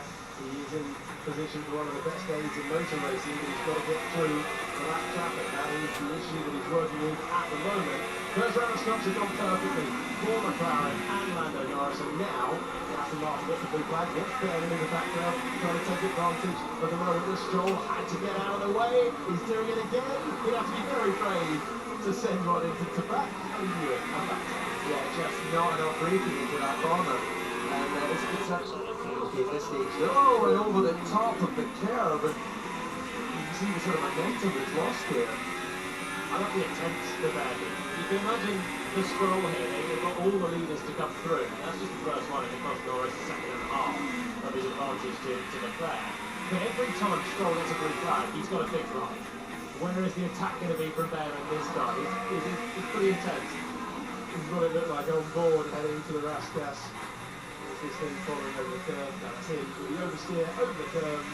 And just having to almost reboot the car. He was so slow off the corner. I think he got into neutral, but he actually hit on the anti-stall. It's a false neutral, so it's caused bounce.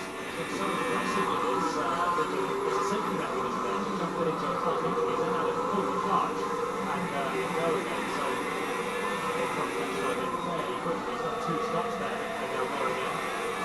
The middle part of the race. We have Norris and Leclerc, Piastri, Verstappen, all in the same positions where they started the race. Hamilton is up 2, Alonso is where he started. Hadjar is down 2 positions, but he's made both stops. The rest of the points below Lawson, Albert, and Ocon, who has also made both stops. Sending Gibbs down to racing calls. Haas, I think, will after this one. Pretty close to the middle, staying out of the way. They're on board with the race leader. Well, very clear of Sainz. I think he could have got away with doing it on the start finish. Obviously, the film. We're going to have to finish that sentence so we know what is it, just the blue flags, I suspect. It's a melee. It's a melee for Leclerc because Sainz is backing everyone up. So they are going incredibly slowly. 5 seconds a lap slower than cars driving at a sensible speed. 7 seconds on what we consider the fastest lap of the race so far. So when you're in Leclerc and you're trying to go through all of these cars, trying to see how slow that they can go behind Sainz trying to make a gap. This is frustrating, Charlotte. Look how many of them there are because Sainz is backing them all up. Two drivers who've made no stops, 1 stop and 2 stops at the moment. Hadjar, Ocon, Fernand, Cornetto, Pinto have done all of the hard work so far. There's Lando Norris heading into the back corner, and today gets out of the way of Charles Leclerc, who was unhappy on the radio a few moments ago. Albon moves up to a position because Liam Lawson is coming in to make his first pit stop. So Norris had the same on the last couple of laps. The gap came down, but now it's ballooning up again.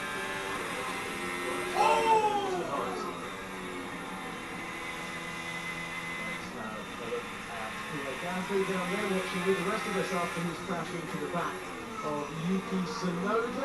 Oscar Piastri not happy with his strategy, talking to the team.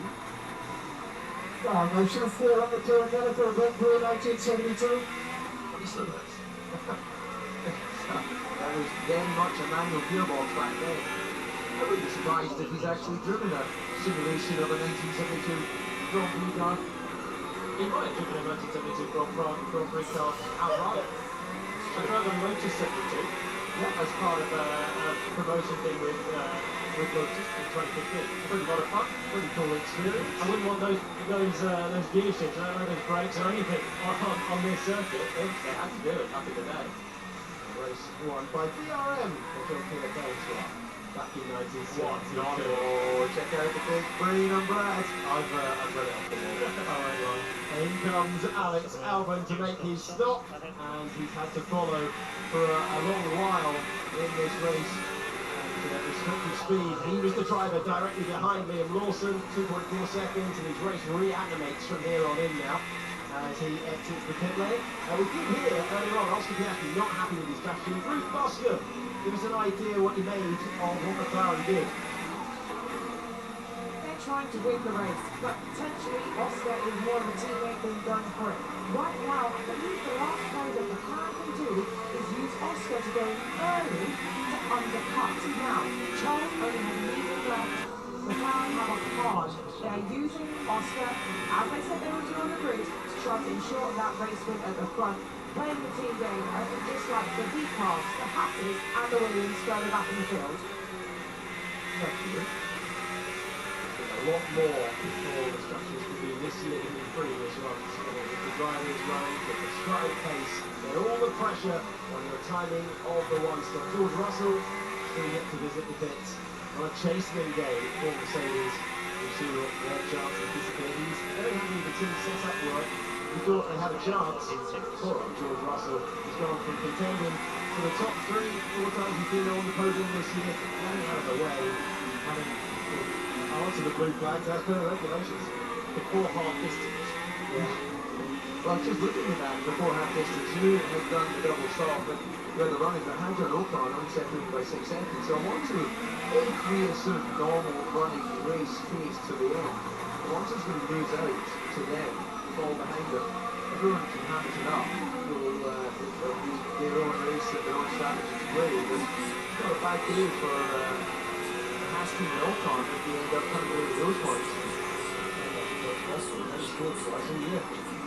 How I would help Fernando just a big jump by Esteban Ocon as well in this round. Probably wouldn't. No, based on how he reacted earlier, it's just telling us that he'll get blue flags in a minute. Oh, the psychology of the drivers. Angry driver, happy driver, confused driver. It's like the history, isn't it? Retired. Oh, this is low. I'll let you say that. You're the one who's going to see it down as a touch like that. Yeah, that's true. Fantastic racing driver. Look like a burger or two. You won the race in 2002. You won the race in 2003. San Sebastian Montoya was on the podium earlier on in the Formula 2 race, which was pretty dramatic stuff at the start. Zinedine Zidane knows a thing about winning important sporting trophies. World Cup winner for France, looking on so many selects. He's always been a case for the Monaco Grand Prix through the years. Comprehensive coverage in recent years, so you more angles and have a helicopter out as well. They're able to show you shots like this, they're just by magic. You've got the drone shot there showing you the entrance into Casino Square, the Casino bottom left of your picture, the Mirabeau corner. In the past, the iconic hairpin, originally called the station hairpin, then they got the hotel there, with the station on the hill. Iconic corners all the way through this. It's the very first championship year, 1950. Of the event on the calendar. They would do a classic over 6 in Hamilton in the past. Sauber, that is black blue. We've got Norris, what's that? Still in. The fastest back, no points for fastest back anymore. It's going on at the start of the year. Verstappen, Hamilton. Hamilton 25 seconds away from the race lead on Lando Norris.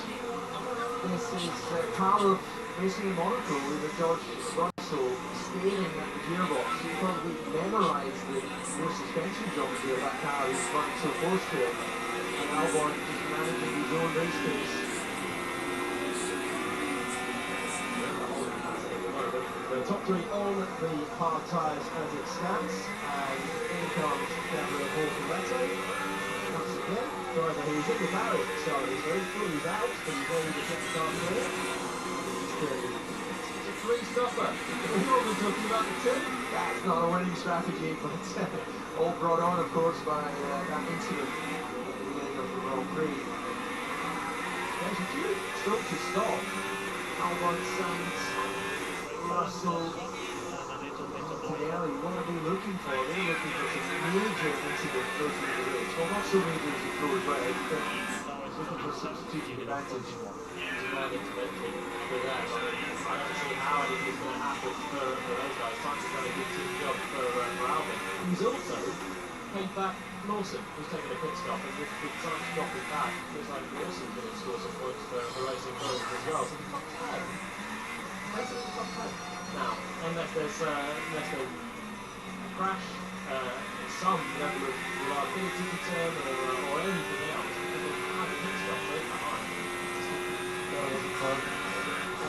The field in their all empty tuck is Hamilton there is just ahead of them and moving through the traffic.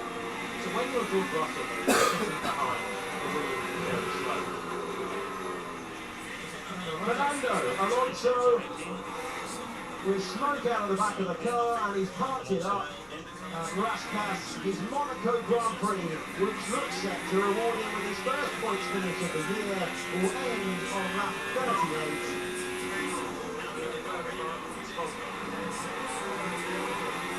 said at the last race that the most unlucky driver, which I thought was a bit sort of, optimistic as to how unlucky he's needed to be, a two-time world champion, of course, but certainly here, he can to be unlucky.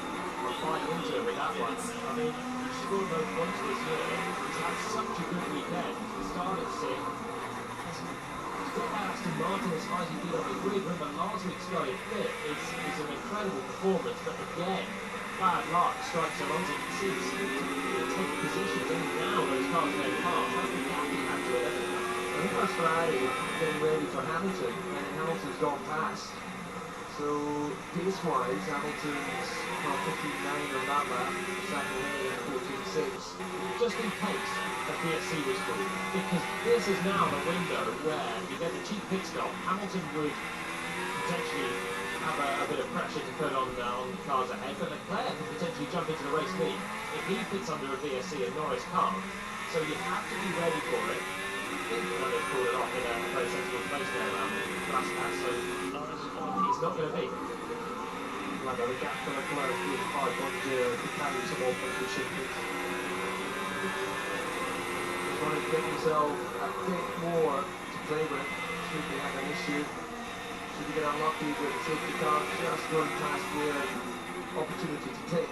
That's the thing, there's never a good time for a virtual or a safety car if you've just gone past the end of the pit lane. Yeah, I think that was a little bit of a wake-up call there from McLaren pit wall.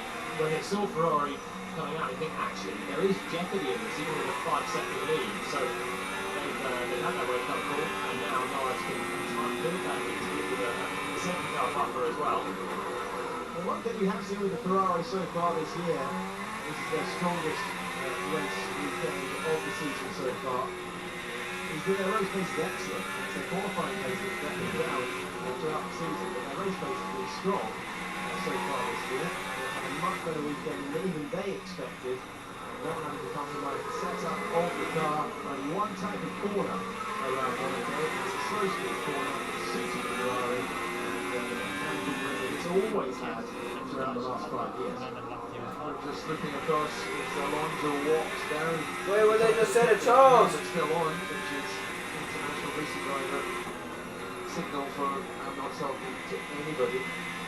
Head down. These will be disappointed, of course. Well, 4 drivers on the grid haven't scored a point this year. How Fernando's not is quite it is a very unlucky tale actually this season. He's had reliability woes already this year in China, he had a crash in Melbourne, he's had a fundamentally quite slow car and an unlucky strategy in Imola as well, and today it's been like an absolute guarantee, and then the car fails on him again, so he is going to be clear. One of the other drivers who hasn't scored a point all year is Liam Lawson, who is looking like he's going to be heading that way and made his 2 stops. It's still a long time to go. It's one of the longest races here. Shortest distance, but one of the longest in time. The Sainz continues to, what's the 18s in comparison to low 15s of our race leaders. He must be just got takes concentration even to cruising, but it must be really difficult to drive that slowly. Yeah, I mean, he's just got to keep his eyes on the mirrors, and then it's about backing off in the corners where you know you can't be passed, and very quickly in the corners where you want to pass, and that's what's frustrating if there's a game like that with George Russell behind. It's about to be push again for Carlos Sainz, because Albon will get his second pit stop and a guaranteed top 9 finish if the car holds out. But the frustration for George, DC, when you're sitting in as close as this, lap after lap, slow car in front, you know that if you send it, you have to properly send it, because a dangle front wing knows anything is just a crack. Yeah, absolutely. That was the scenario I found myself in. Driving the McLaren, the arrows as the team was back in, and I just couldn't get close enough to risk a dive, so I actually went for him to take on lap 50 something, and I managed to make some lead, make some pace, and procure the points. The adrenaline at that moment, when you're sitting in behind and you're thinking, is it going to be more a moment of a pass in Monaco? Lawson came in to make a stop. Albon came in to make a stop as well. 8th and 9th at the moment. Talking about how unlucky Fernando Alonso is in his worst run. Not scoring a point until the start of the season in 10 years. So the right team at the wrong time. What the story 10 years on, the Roman constructed families 1 and 3 in this race. Who has really helped the team get Hadjar up. P6 would be an understanding of Hadjar's best result in the Grand Prix since the Tournament Championship.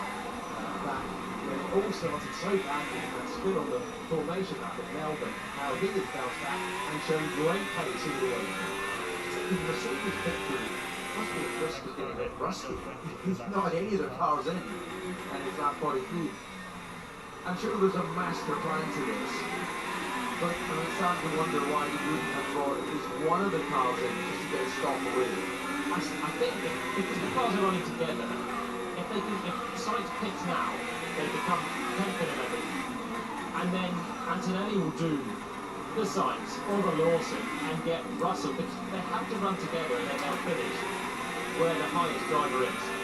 So at the moment, Russell will get a point out of this because Sainz has to pit, and then Antonelli will just back up the pack. So they're just going to go until the end of the race, basically. That's as far as I can see, and it's going to be Sainz or Russell with Antonelli dropping away. That's me. 2 stops, otherwise in the 30 seconds. That's what happens if you get 2 stops. Happens to your race time at the end of the distance. Highest lap count of the year. Formula One's most historic circuit, the Monaco Grand Prix. And the new rule for this year, Lando Norris was told for more pace if he could provide it, and the weapons remained static as Albon gets out of the way of Carlos Sainz, and now Albon is going to return the favour for Sainz. He's going to bolt down the road. Okay, well look, very piece of team strategy. Really difficult to do in many ways. If we got that switch slightly wrong, we could have found Mercedes coming through as we go on board. Rush of the barrier for the car in 3rd position. That's a great reminder that nothing is ever certain around Monaco. Oscar Piastri with attack at Sandoval. Okay, so firstly, what we wanted from Monaco was a race where the front runners have to coast. We are getting that. We're not seeing it because there's closer cars on the track. But Norris, Leclerc, Piastri, Verstappen, they're all pushing, which is why Hamilton is nearly a pit stop away from Verstappen now. He's just been dropped on pace by the top 4. He pitted early, has used his tyres. He doesn't have the pace to stick with 4 drivers out front that are pushing. And that's why Piastri fit the barrier, because he is having to push to try and put pressure on Leclerc, but also try and get Verstappen away from it, because Max is close and might yet pressurise Oscar for a place on the podium. Secondly, this is horrendous for Russell now. Yeah. Thought that about Alex Albon earlier on, when he was having to stare back in the Lawson. At least Albon's running at the points. Russell is being put through the ringer here after his car came to a halt. No fault of his own yesterday, his first failure to reach Q3 of the season at the worst possible time. Now Sainz. What are they doing now? To keep themselves a pit stop. Same reason you were doing it, buddy. People like you don't want that one out, but just a shout out to our race leader Norris, 13.8, full 4 tenths quicker than anyone else. Leclerc behind 14.2. Leading the Grand Prix, brilliant pole position yesterday. We're not seeing him, but he's managing this perfectly. That gap's at 6.2. That look from Toto is everything for Mercedes. Glance the camera, what is going on? Their drivers are still in this position. But the only reason they're not pitted is because they want to do the same. So they could be frustrated at Williams and at Racing Bull, but they are trying to do exactly the same thing, and that's what the strategy was always destined to do. Have drivers back off for free pit stops. Now they've just got to hope that someone else can cause a bit of bad luck or a mistake, and then they'll be in that position for Antonelli to back off and give Russell a pit stop. And this is why I think Tsunoda pitting on lap 1 was a little bit short-sighted, because he started 12th. He might have been somewhere with these guys, but when you fall back, you just open yourself up to being completely exploited with the technicalities of the 2-stop race. Yeah, the hope for those who came in early, you could get 1 stop out of the way, maybe you get a safety car or a red flag, and the red flag is an entirely free tyre change. Like we saw last year, which really prompted things when we had that red flag at the start of the race, going into the strategy of the heat crash. 3 cars, including this man. Nico Hulkenberg, who's back into the pits and he's got the soft tyres. To be honest, if Piastri had been second up in lap 1, this is happening for the win. Yeah. Which is not a great look either, is it? For Lando to have 2 quick pit stops and then cruise back the car stays together. He could then return the favour as Williams are doing it. This rule, and it has mixed up the race a little bit, you know, the order is shuffled around with it, instead of just two drivers that have to work things out. But because you have to pit twice, use 3 different tyres, you open it up for anyone that has teammates together to just back off and guarantee a position. We've seen it as obviously as we've had it played out here. I mean, you could have done that with a 1-stop, I guess, as well. But we've just not seen it. I think it's more highlighted because of the 40 seconds with 2 pit stops is a little bit more. It's a lot of time lost in the pits on a racetrack where track position is key. But just look at this. This is all just behind Alex Albon now, and Lando is going to be coming round to put another lap on.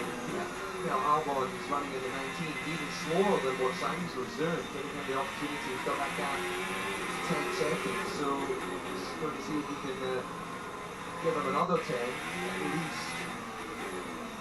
So Norris has lapped everyone, including Hadjar.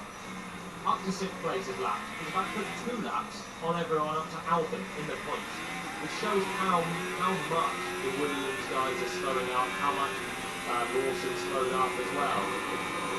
It's a short lap, and the field spread naturally is quite big, so it is one of those ones when you can be back a couple of times through the back. But you know, you've got 30 laps to go.